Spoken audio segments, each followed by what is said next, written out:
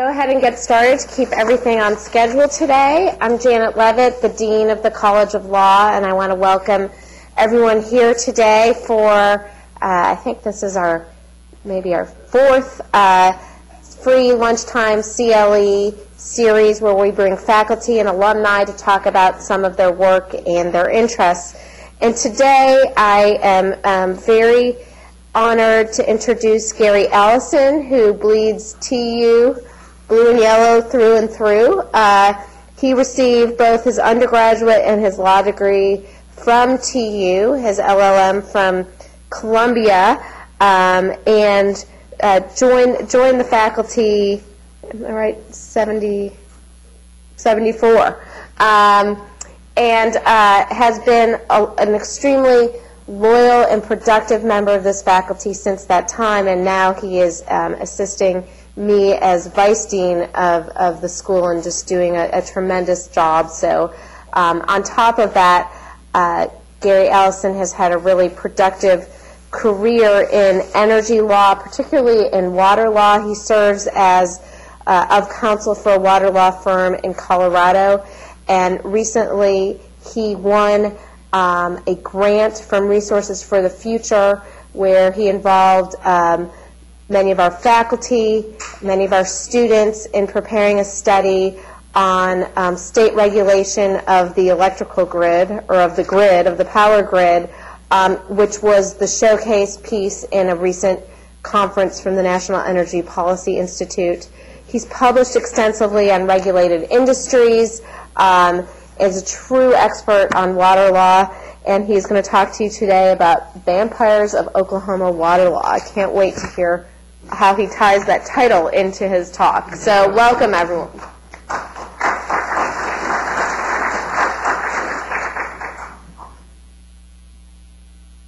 Welcome, and I think as I proceed through this talk, you will soon see that riparian water rights, as it has been implemented in Oklahoma, in a state that also recognizes the prior appropriation doctrine, two competing doctrines of how water use should take place, you'll quickly see how this title is appropriate in terms of a body of law that I think is the single most important danger to our water future that I can think of.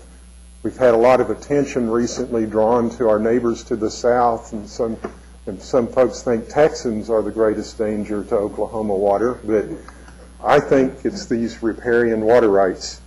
I want to dedicate this address to the late Professor Joseph Rarick of Oklahoma University, the father of Oklahoma water law as a subject. He toiled many years to try to extinguish the riparian rights doctrine. In 1963, he got it done in a very poorly written, unreasonable decision by the Oklahoma State Supreme Court. It has a year called 1990. It really wasn't finally settled until 1993. The court overturned the water reforms that he had achieved. By then, Professor Rarick had passed away and really didn't get an opportunity to see what had happened, and maybe that's a good thing, considering he put his life's work into this. All right. I'm going to talk about the key elements of riparian rights, the conflicts that arise among riparian water users and how they tend to be settled, how you do transfers of water rights under the riparian system. Then I'm going to show how the dual rights system creates untenable conflicts among water users, creating uncertainty for us all, and end with a critique mainly of the Franco-American Charlet case that undid the water reforms of 1963.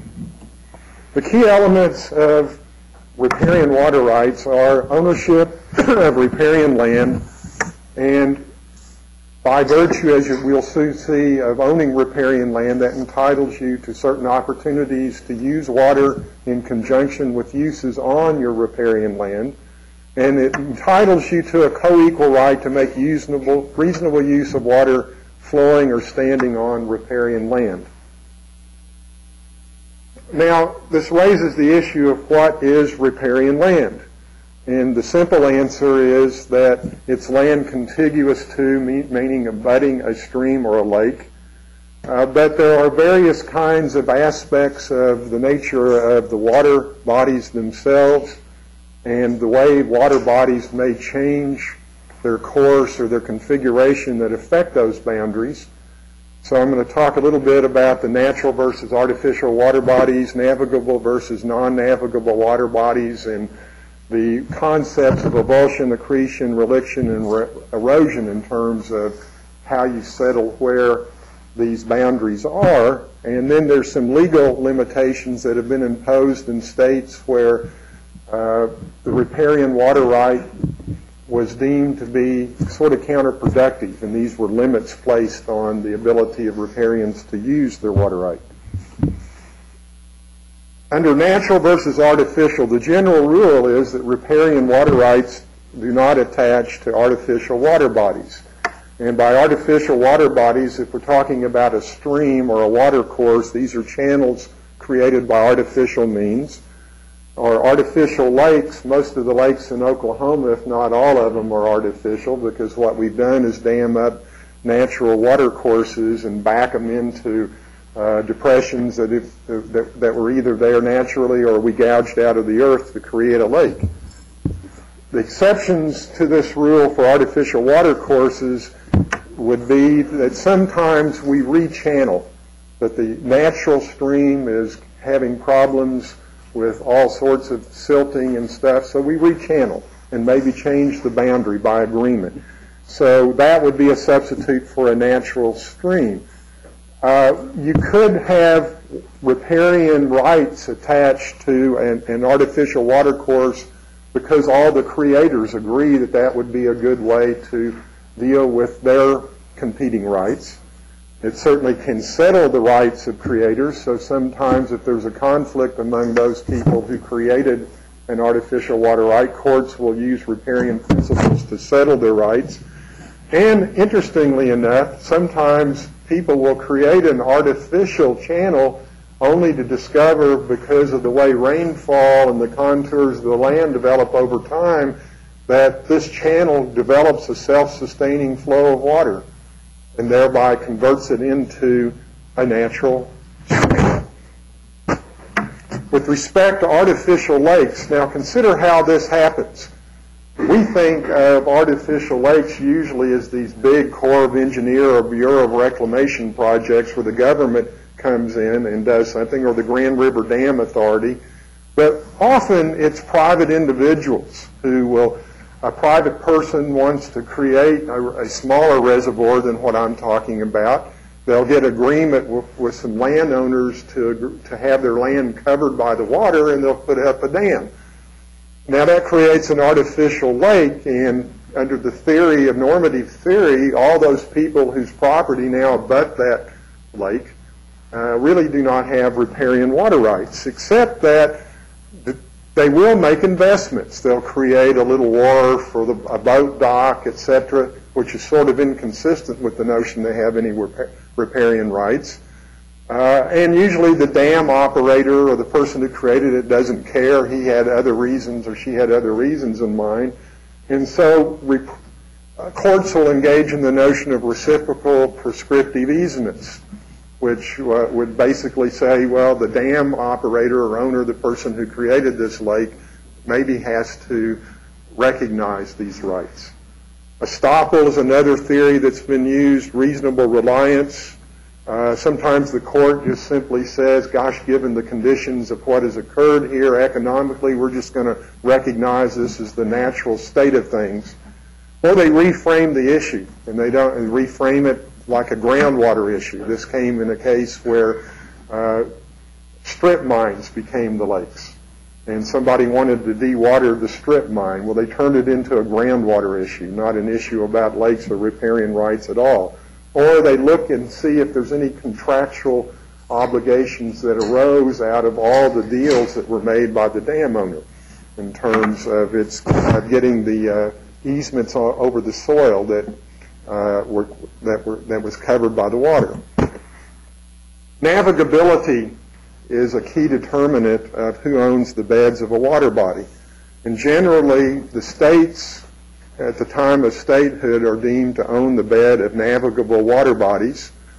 But if a stream is non-navigable or a lake is non-navigable, the rule was that whoever was the adjacent landowner got title to the bed of the non-navigable water bodies. And the boundaries are to the center line of non-navigable water bodies or the high water mark of the navigable water bodies, meaning that obviously if I'm owning the beds and I've got people on either side across from one another, they're different owners, then they each own to the center.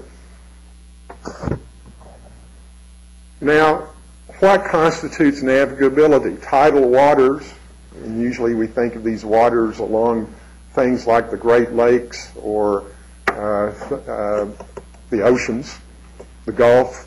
Those would be waters and land next to that. These waters would be considered navigable, and land next to that would be land that abuts a navigable water body. But the federal courts have developed, the U.S. Supreme Court has developed a test saying that waters useful for the modes of trade and travel at the time of statehood are also navigable. So one old example was back when logging was popular everywhere, and one of the means of conveying the logs was simply to float it down a stream. The stream was capable of handling that type of commerce. It was navigable. However, this test is not very rigorous, and it led one wag to joke that if it was capable of floating a Supreme Court opinion, it's navigable. And the rule is once navigable, always navigable. So things may have long since reduced the streams in size to where you couldn't float much of anything, but for historic reasons it'll still be navigable. Now, we said that the state gets the bed, the ownership of the beds of these navigable water bodies at time of statehood, and states will often convey those beds to other people and put them into the private sector. But if the purpose of a navigable stream is to be able to use that water to float things in commerce and recreation, etc., it would sort of defeat the purpose if the owners of the bed had full rights of development in the bed in ways that could develop structures that would interfere with that navigation. So the federal government retains on these navigable water bodies a navigation servitude, which is essentially its power to ensure that these water bodies maintain their navigable characteristic. And they have often been pretty aggressive, the federal government, in coming in and taking steps and measures against those who would try to develop waterbeds in ways inconsistent with navigation. Now, water bodies change boundaries. They can do it by accretion, which is a gradual build-up of the land through the forces of the current or tides. Reliction, if you're in a big drought area or things are drying up over time, the water may recede. Erosion, the effect of water moving through the channel or the tides could erode away the banks or the beaches. And these are all gradual changes, as opposed to avulsion. Sometimes, for instance, in a major flood, a stream suddenly will jump its channels and the flooding will go on long enough that essentially it has totally altered its course in a very sudden manner, not this gradual change. Avulsion leaves boundaries in terms of any lines you might have drawn along the old watercourse boundaries exactly the same. So the stream may have been over here, and the title may have said my boundary was along that stream, but now your boundary is still fixed because of that sudden change. And it could be that unless any part of your land remained attached to that water body or abutting that water body, that you've now lost all riparian nature of your land as a result of this.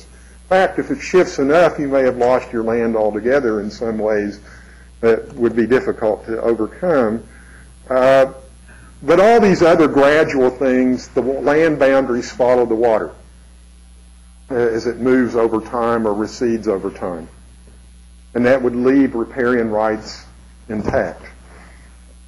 Now, various limitations have been developed statutorily or by case law to limit the effect of or the size of riparian lands. So I may have a tract of land, a large tract of land, and I have a big frontage on a water body. So I am a riparian landowner. But my land may be so large that somewhere in the middle of it, part of the land is in the watershed of another stream. So a watershed rule says that as to the riparian nature of my land to watercourse A, only that part of the land, my tract within the watershed of watercourse A, continues to be riparian. Anything on the other side is not riparian to that water body. And if on the other side there is a water body B, I'm in watershed B, but my land doesn't reach it, I have no riparian water rights as to that land. Now, what does that mean? That means that if I'm taking water in accordance to my riparian water right, I can only use it on that portion of my land within watershed A. I have no right to use it under normative riparian's doctrine on the rest of my land. Now, title rules have also been developed. So it's not unusual for you to go out and look at a big tract of land and note that that ownership, common ownership, hasn't existed over time. Historically, it may have been broken up into smaller parcels, some abutting the stream, some not. And so the source of title rule says that if I have a big tract of land that has been pieced together over time, the only part of my land that's riparian are those portions of the tract that historically always abutted the stream. That if things worked out to where things were severed away so that a tract that previously was a long tract that had a waterfront now was divided into two, well, that back part would lose its riparian nature, and the fact that I put those two parcels back together later would not revive the riparian right to use water on the back part of that tract. The unity of title, however, says that if I come along and I piece together a whole bunch of land and it all fronts the water body, then the whole tract is riparian and I can use water on all of it.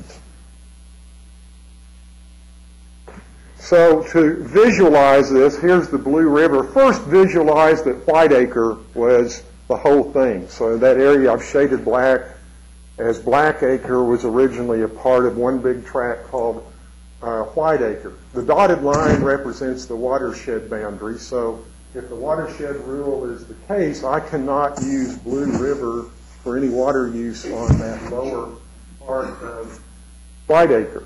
Now, if I've conveyed land or somebody conveyed land to Blackacre here,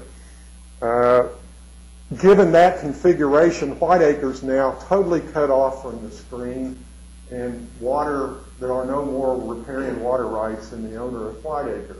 Owner of Blackacre is the only riparian water right holder here. Now, if we come along and we piece the whole tract back together, the only part of the new constituted Whiteacre that would have riparian rights, where I could use riparian water rights, is that shaded portion now called Blackacre. This would be the way the source of title rule would work. Under unity of title, if I piece it all back together, that whole tract up to the watershed line has riparian water rights. Now, we said the other key characteristic is that all riparians have a co-equal right to make reasonable use of water. Now, by saying this, I'm going right to the Oklahoma rule. Other states historically recognized a natural flow doctrine. I'm not going to talk too much about it because it was a virtually useless water right. That was the right simply to have water flow through my property. I couldn't take a drop of it. The way I might make use of it would be to have some kind of flour mill where I had a water wheel that drove the mechanism that ground the wheat. So that wasn't very useful. If I wanted to consume water to grow crops, the natural flow doctrine wouldn't allow me to do that. So reasonable use became the norm. And the idea here is that each person who has riparian land has the right, co-equal right to appropriate, I won't use the word appropriate, to take water and apply it to a use in conjunction with that riparian land. And I'm going to show you all the criteria that are used to judge. But as long as it is reasonable, I have the right to continue that use. And as I'll soon demonstrate, really I'm never going to be challenged as to whether the use is reasonable until a time develops where there's not enough water to serve my use and everybody else who's also making use of their riparian water rights.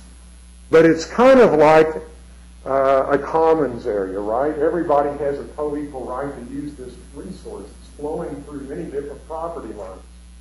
And so you can imagine a day would come where so many people decided to use water for all sorts of purposes that there wouldn't be enough water to serve everybody.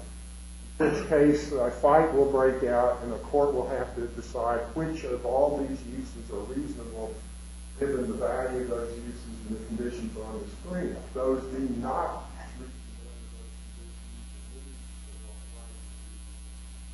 continue that use.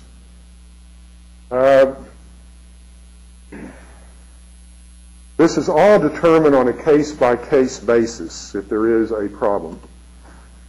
Here are the factors the Franco-American case said would be used in Oklahoma to decide whether competing riparian uses were reasonable. The size of the stream, custom, climate and season of the year, size, place, and method of diversion, the type of use, its importance to society, its suitability to the stream, the needs of other riparians, and fairness in requiring the harm doer to bear the loss. It begs the question, by the way, who's the harm doer? If we're all co-equally using water and water begins to dry up, was anybody the harm doer? The theory of riparian water rights is that every riparian landowner has the right at any time to initiate a new use or to expand an existing use. Well, if that's my right, could I correctly be deemed under the law of the wrongdoer because I exercised that right and left other people with less water? So a lot of people look at this thing as pure nonsense in terms of theory of the doctrine. This happens, by the way, to come from restatement of torts too. But I want you to remember that reasonableness in Oklahoma under the Franco decision is decided by tort theory, not property theory, and yet they basically extinguished the 1963 water reforms on the basis of the fact that they took the water, they took a property interest. Now, I would contend that this tort business versus the property interest is sort of inconsistent. So as a practical matter, the issue of whether riparian landowners' use is reasonable arises only when there's a conflict. And this is because a riparian water user cannot challenge another's use unless it has been harmed or unless that use is harmed or is likely to harm his or her reasonable use. Now, in almost every state, including Oklahoma, domestic uses on riparian land are reasonable per se and are deemed to have preference over any other kind of reasonable use. So in a conflict, all domestic users are going to be made whole unless there's so little water that even when you get rid of all the other uses, there's not enough water to serve all the domestics. In general, non-riparian uses by a riparian or their non-riparian grantees, lessees, will be deemed unreasonable if they materially interfere with a reasonable riparian use. Now, what would be a non-riparian use of water? Well, it'd be a use on land that's not riparian land. So if you think back to my example of the watershed took water and passed over the land that was in the watershed of that water body, the Blue River, and used it in the other watershed, that would be a non-riparian use. If somebody else owned that property and it was outside the watershed, they didn't have riparian rights, and I granted them the right to exercise my riparian right and take water, that's a non-riparian use. Now, the key aspect of this is that it's unreasonable if they materially interfere with a reasonable riparian use. So until such time as we have a conflict arising where there's not enough water to serve all the people using this water, either under riparian uses or some type of grant or just taking the water for non-riparian use, in general, you won't get a case that the court will deal with. Everybody's happy, right? Nobody is losing anything. Why not allow those values to all be promoted? But as soon as there is a conflict, this gives you a clue that the first thing to go is going to be those non-riparian uses. They're going to be deemed to have materially interfered. Just by their existence, they create some lack of water that now is not enough to go around. I'm just going to pass over a little bit these domestic uses. I got some definitions here from statute and regs. Essentially, it kind of envisions this small tract of land, maybe even a truck farm, a farm where you're just providing for your own needs, chickens, little cows, some corn that you eat, those kinds of things. It's not much in the realm of things unless the stream is very small or inadequate. Now, think back to all of those standards I put up for what a reasonable use might be, and you can begin to understand the concept of uses are the most difficult to predict. And all that criteria that I laid out for what was reasonable when you initiated the use was never a part of it. The latest user has the same equal right as the person who used it first. So I may be on land where a riparian use had been handed down to my family, and that same use had been going on since statehood. In the year 2009, somebody initiated use. And then if water is inadequate, we all have to come to court and show that we're reasonable, and I can't simply say we've been here since statehood. That won't work in a riparian conflict. Now, this is important. Let's assume that the court basically looks at all the uses and using all that criteria, the value, condition of the stream, etc., they get rid of some uses. But then they look at all the uses that they have deemed to be reasonable, and there's still not enough water to go around. Essentially, that's a court making a decision that no tort has occurred. Mother Nature maybe has interfered here in a way that just simply has not provided enough water for all the uses when previously it did. So now we're going to ration, essentially. And the rule of rationing with respect to a riparian right is that everybody sort of gets a pro rata share. Sort of. Variations on the theme would be that if I have a reasonable use and my pro rata share is too small, I might get more. Somebody else may get less if they can still get some value out of it, less than the pro rata share. But the essential aspect is every surviving reasonable use gets less water than they got before. They all get some, but nobody gets the same amount that he or she received before. Let's talk about transfers. The rule is, generally, you must use water under a riparian right only for uses located on riparian land. Which means that if I took this seriously and really applied it strictly, the only way riparian water rights transfer is somebody comes and buys my land and succeeds to my riparian water right, but still the uses of water can only be maintained on that land. Oklahoma, in a case arising out of oil and gas, you might guess that in Oklahoma oil and gas trumps everything. In the case arising out of oil and gas, recognized the derivative right. Derivative right was for the riparian landowner to allow, he granted the use of his riparian water rights to somebody to take the water to non-riparian water claims for mention of developing an oil field.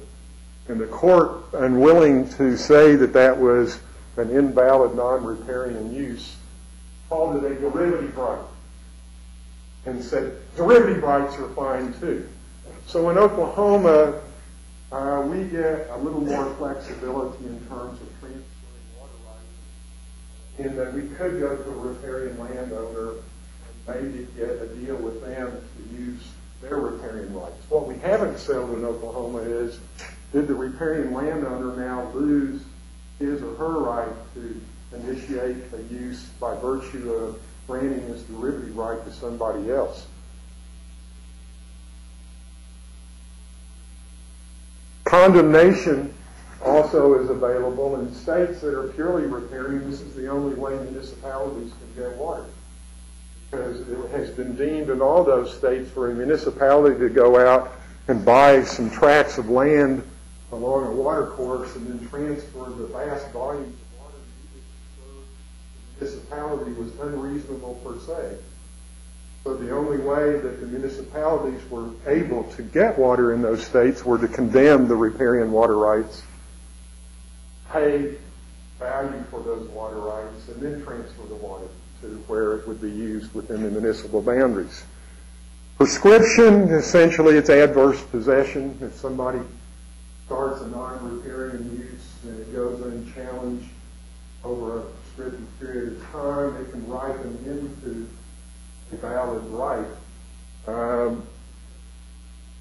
Issue is, when does the prescriptive period begin? I would contend that in a reasonable use state it only should begin when that non-riparian use actually interferes with a reasonable use.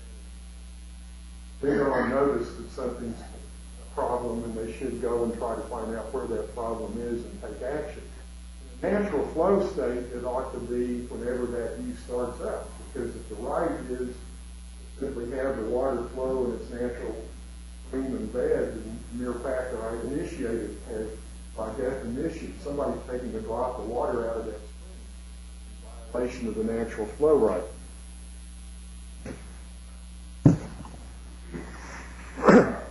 Now, unfortunately, Oklahoma is one of the dual right states that persists and staying a dual right state.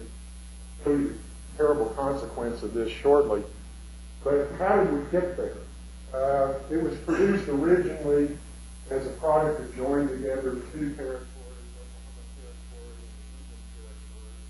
Oklahoma territory and Those territories had very different rainfall conditions and climates. Just think of I-35 just for a moment as a dividing line. Close enough for our purposes. As you proceed west from I-35, things get drier and drier in most times. We're called green country here for a reason. We tend to have a lot more precipitation in other parts of the state. I mentioned the late Professor Rarick. He lobbied all his professional life to get rid of this duality. His series of articles on the topic, plus his intense lobbying with the legislature, bore fruit, and Oklahoma created water reforms. And it said a couple of things. It said, in the future, the only way you could initiate a new use or could expand an existing use was come to the Water Resources Board and get an appropriation. It also provided a grace period so that all current riparian landowners had 2 years to initiate a new or expanded use. And then they would be recognized as a vested riparian right with a with a date that would give it some priority date that would make sure that it would be fair, ever be curtailed. It also said that there would be one vestige left of the riparian rights system, and that would be the domestic rights. All riparian landowners would have the right to use water anytime they wanted to, as long as they confined it to domestic uses. And the law remained that way until 1993. Look at Franco, it's got a date of 1990, and that's because which Druitt sat on it for 3 years. 1993 announced that we're going back to our 1990 decision. But you know when the Franco case began? It began in 1980. The Supreme Court sat on that thing for 13 years. The case was decided within a month or two after it was brought. It's lain in the Supreme Court for 13 years before it produced a decision that I find abhorrent. And so it was restored by the Franco-American Charlet Limited versus Oklahoma Water Resources Board.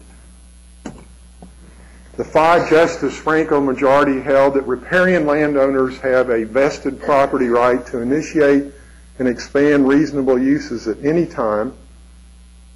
Furthermore, they held that the state had no authority, by the way, to regulate it, ask them any questions about it, even ask them how much they used and for what reason.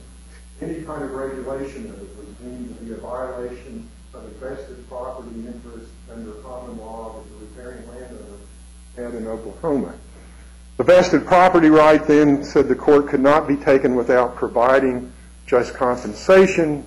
The court said the water reform took away this vested right by limiting riparian rights to vested uses and requiring all future uses to be subject to the appropriation doctrine rules.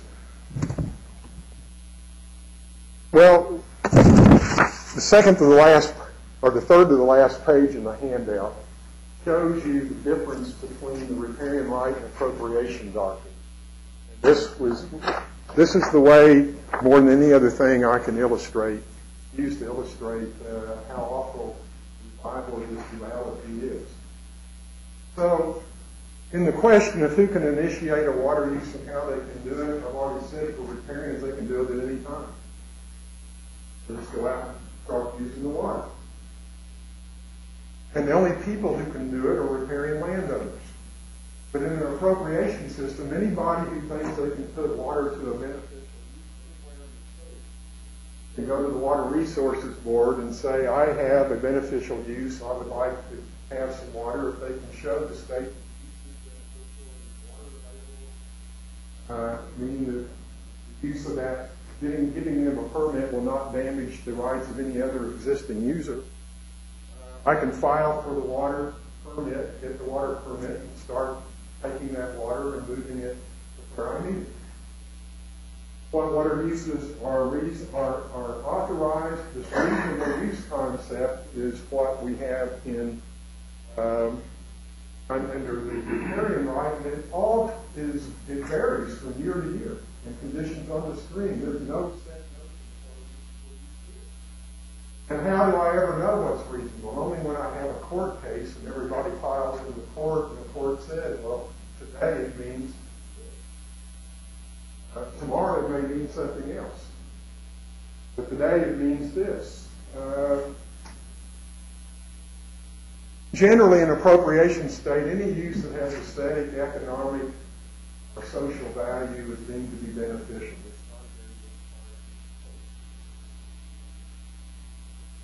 Where can water be used? We've already said that the riparian water right can be used only in conjunction with riparian land modified as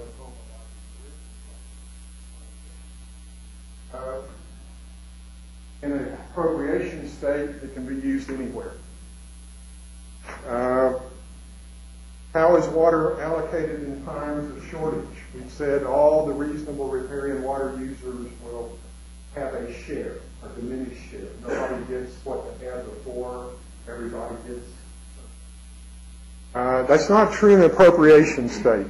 First in time, first in right is the concept there.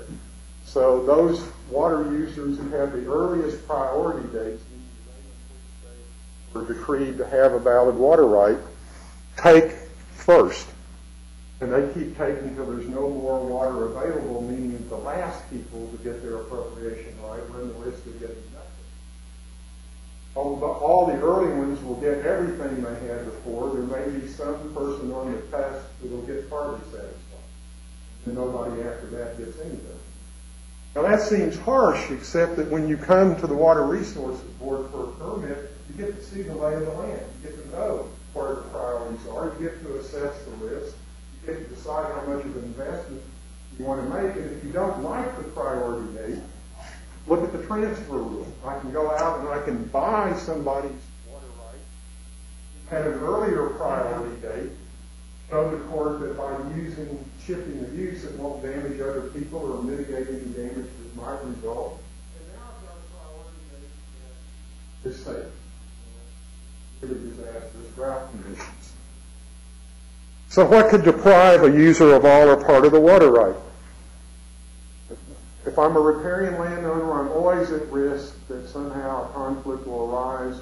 All the users will be thrown into court. There may be a person declared to have an unreasonable use. Never know. With respect to the appropriation doctrine, non-use, use it or lose it is the rule. Most states have a statutory period of time that if I maintain continuous non-use over that period of time, it's presumed the water right should extinguish. There may be some rules like mortgage issues where you can come in and revive it, but it's hard to do. They also have the rule of abandonment. So you may have seen those old movies like The Grapes of Wrath where everybody puts the mattress and bring them on top of the car. There may have been, despite drought conditions, there a little bit of water that they were using. One could presume they weren't coming back, right? That they had abandoned it. From that moment, the water right's abandoned. I don't have to wait the statutory period of time. But that's hard to prove. Now, you can see there's a terrible conflict here. And I think you can also see that the appropriation doctrine provides appropriators much more certainty as to what their rights are and a market mechanism for taking care of themselves if their priority dates aren't going to be satisfactory to their use. Whereas the riparian system leaves you all subject to a lawsuit anytime. And we all know what lawsuits are like. They're chaotic, they're expensive, and nobody's quite sure what the outcome's going to be. Who wants to make a lot of investment on the basis of that kind of uncertainty? Nevertheless, the Franco majority established 4 coordination principles. They said the rights of all riparians and appropriators should be determined by their relative reasonableness. Right away, the appropriators are getting the short end of the deal, right? Or it was simply priority dates. Now, whether they get to use water in the time of interference will be deemed by a court, a common law court, rather than a court simply looking at priority dates, judging them by all those what is reasonable under the riparian doctrine. New appropriation permits should not be granted unless there is water to support existing and riparian appropriation uses. That's non-controversial. That's statutory. So I don't find that to be a big problem. Riparian uses have preference over all appropriation uses during times of shortage. So after I sort out all the uses that are reasonable and there's still not enough water, all the appropriations go on. So there's water available or to the extent necessary to make sure all reasonable riparians get what? Their full use. Their full use. Now, what's bizarre about that? Their right initially was to have not all of their water, some, but not all. And yet they're opposing this system where the appropriator maybe will lose everything, even though they may have been the earliest user of the state in terms of tracing back a priority date. Riparians lose riparian rights if they seek and receive an appropriation permit.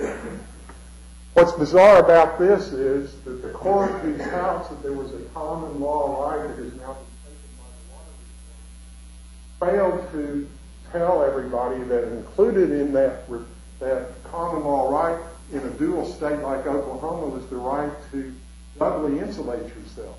So you could go out and get both an appropriation permit, and depending on what benefited you the most, you could rely on one or the other.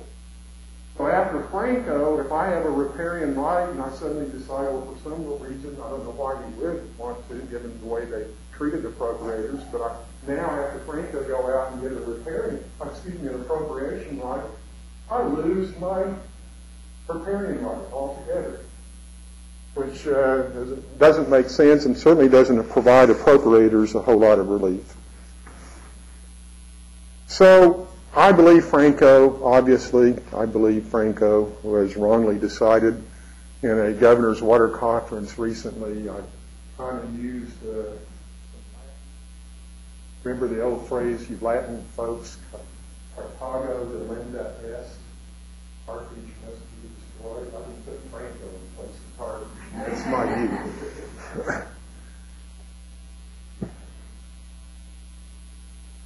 Here's the majority opinion. They said it, or here's my critique. The water reforms constitute valid regulation. I shouldn't say mine. This is Justice Lavender's wonderful opinion. He was really spot on in his dissent.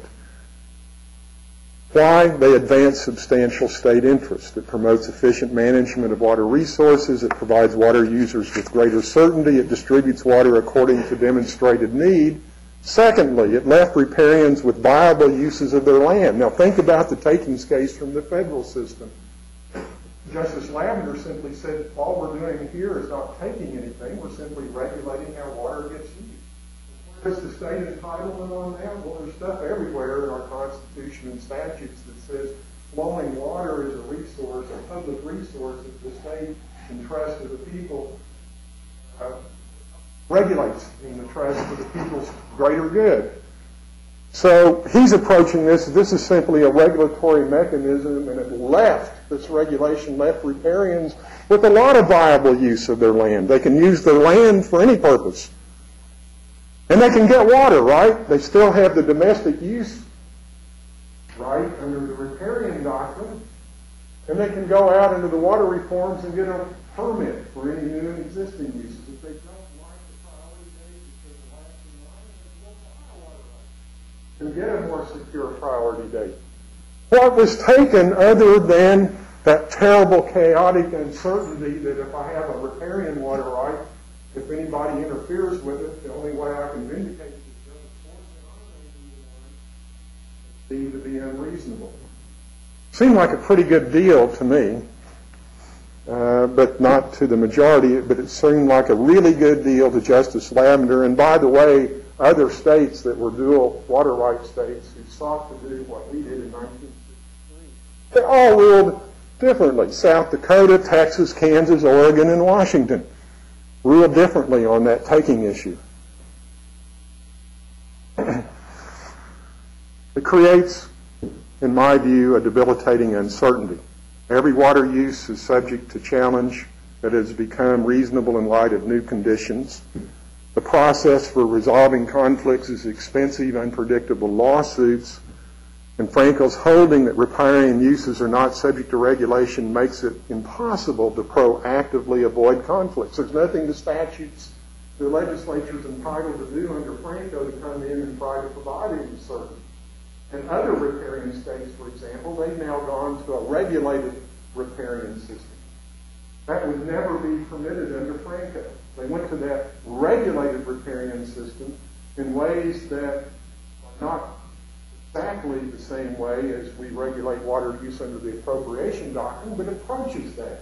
Why? Because they got sick and tired of all the uncertainty, and particularly uncertainty for investors who might want to develop property in and around water. I'm going to close with the saga of Helderman versus Wright. There's a little creek called No Name Creek. It's so insignificant. One of the parties got there first and started doing stuff that we might call domestic uses, but really if you added up all of what they were doing, or crops or whatever, they were taking more than what would be allowed under a domestic right. I don't know whether they had read Frankel and thought I better not get an appropriation right because I'll lose my riparian right or not. But they had no appropriation right. Some guy moved in upstream from them and said, wouldn't it be nice if I had a nice big pond on my lake? So he dammed the creek and created a backflow and had himself a nice little decorative pond. He put some fish in it, put some decorative vegetation around it, really enjoying his view. And naturally enough, the guy who suddenly doesn't have any water to do what he's been doing many years. Well, the legislature in 1993 passed a statute saying we overturned Frankel. Somehow it never dawned on the legislature that a constitutional Supreme Court can be overturned by a piece of normal legislation, but they tried it. And at the lower court level, the people who put in the pond argued they're confined to domestic use. Just enough water to cover his domestic uses and nothing more. And this statute says that's all they're entitled to. And he argued that Franco should be overturned. Either the statute or Franco should be overturned. The Court of Civil Appeals found that the statute was unconstitutional. Goes up to the state Supreme Court. A lot of us were looking, well, maybe the court will use this as an opportunity to reconsider Franco, and they said, you know what, there was a statute whose constitutionality was put in question. You never noticed the Attorney General got a pardon. Kicked it all out on procedural grounds, and the whole thing dried up. But take a look at these two parties. A lot of lawyer time went to the state Supreme Court. I don't know how many thousands of dollars they spent on this thing. Clearly somebody was there first, and in the realm of things, you would think providing some chickens and cows and food for your family, even if it was greater than the domestic right, might be more important than somebody who has a debt cash from time to time. But nobody knows how that reasonableness decision would have turned out. Why? Because everybody has a co-equal right to use the water as long as those uses were reasonable. If both uses were reasonable, then maybe both sides have to give up. It doesn't quite fit what they wanted to do. Now you might say, well, why didn't that first guy run out and get himself an appropriation permit? If he did, he'd be totally messed up, right? Because if he'd done that, he'd have lost all of his riparian right. And Franco said that any reasonable priority over all reasonable appropriation uses. Neither of these parties have any certainty. The case kind of petered out because they ran out of money. So that is a small case, but it is indicative of why I believe riparian water rights are more dangerous than Texans to our water future. I'll add one addendum. In 1980, when I started following this case, because I started following this the minute it went to court, Ada is going to be deprived of 80% of its water if the people who bought the case, Franco-American Chalet, not a good riparian argument, but a good appropriation doctrine argument. They had the priority date over it. And in 1980, I was 33 years old. By the time the decision gets handed down, I'm in my mid-40s. Now I'm beginning to think I'm going to be like Joe Rarick. I'm going to die before I see the end of this thing, because I'm now 60, waiting for this thing to be over. The court isn't done with it. I think they would have overturned it if they hadn't. The legislature's not done with it. Almost every session they pass the statute. I don't know why they don't just put it out for us to vote on, but they pass a statute saying we overturn a constitutional decision. But it's not over and done with yet. I sincerely hope that I get to live to see the outcome, and it's the right one. Thank you.